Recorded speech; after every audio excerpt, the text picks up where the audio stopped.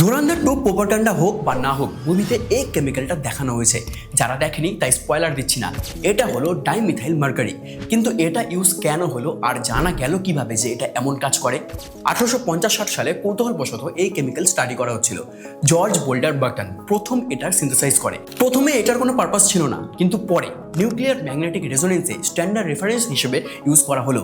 কিন্তু এই টেকনোলজি ধীরে ধীরে অবসোলেট হয়ে যায়, ফলে এটা আর কোনো কাজেই আসছিল না।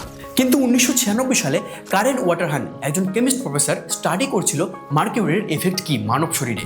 উনাকে একটা টেকনিক ইউজ করতে হতো, মার্কিউরি 199 NMR স্পেকট্রোস্কোপি। সব ধরনের প্রিকশন নিয়েছিল সেফ থাকার, ফিল্ম হুডে কাজ করছিল।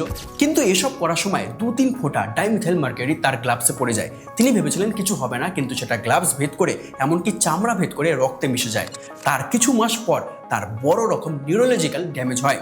কিছু করতে পারতো না, একদম শয্যাশায়ী, না মরে বেঁচে থাকার মতন।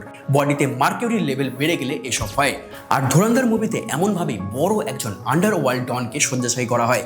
যারা মুভি দেখেছেন কমেন্টে জানান কার কথা বলছি।